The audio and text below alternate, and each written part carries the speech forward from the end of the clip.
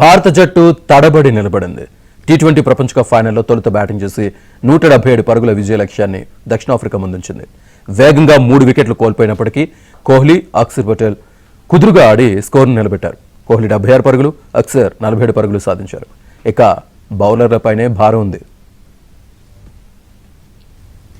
T20 world cup ఫైనల్లో ఇదే అత్యధిక స్కోరు. ఈ క్రమంలో అక్షర్ పటేల్, శివం దుబే 150కి పైగా స్ట్రైక్ రేట్ను కొనసాగించారు. ఇవాళ మ్యాచ్కి సంబంధించి డీటెయిల్స్ మనకు అందించడానికి మా స్పోర్ట్స్ అనలిస్ట్ వెంకటేష్ గారు ఉన్నారు. వెంకటేష్ గారు, గుడ్ ఈవినింగ్. సో మ్యాచ్ చూసారు, 177 టార్గెట్ ఉంది. సో ఏ విధంగా ఉండే అవకాశం ఉంది మ్యాచ్? చూడాలి మనం, ఎందుకంటే ఇండియా అయితే మంచి స్కోర్ బోర్డు మీద పెట్టారు. డెఫినెట్ గా పవర్ ప్లే లో 3 వికెట్లు కెప్టెన్ రోహిత్ శర్మతో కోల్పోయిన తర్వాత 177 చేజ్ చేయడం అనేది బిగ్ ఫైనల్ అంత ఈజీ కాబోదు. సౌత్ ఆఫ్రికా వాళ్ళు ఫస్ట్ ఫైనల్ ఆడుతున్నారు వరల్డ్ కప్ లో.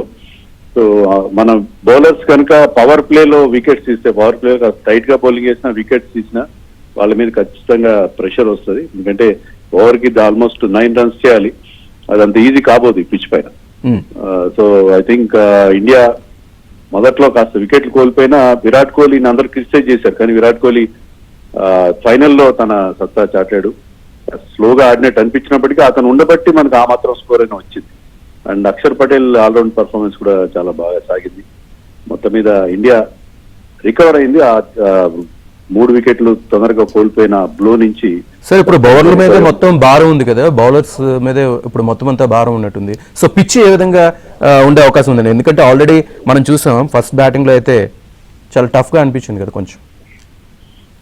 పిచ్ బాగానే ఉంది, పిచ్ అంత ప్రాబ్లం లేదు, కానీ స్పిన్నర్స్ కి ఇక్కడ డెఫినెట్ గా హెల్ప్ ఉంది. మనం సౌత్ ఆఫ్రికా 3 స్పిన్నర్స్ బౌలింగ్ చేశారు, 3 కూడా వాళ్ళు చాలా ఎఫెక్టివ్ గా అనిపించారు. మనకు కూడా 3 టాప్ క్లాస్ స్పిన్నర్స్ ఉన్నారు కాబట్టి మన స్పిన్నర్స్ మీద, తర్వాత బుమ్రా మీద మన విజయం ఆధారపడి ఉంటుంది.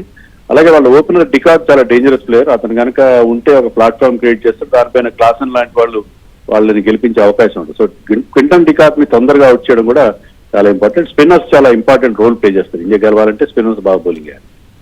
Right, thank you very much Venkatesh గారు.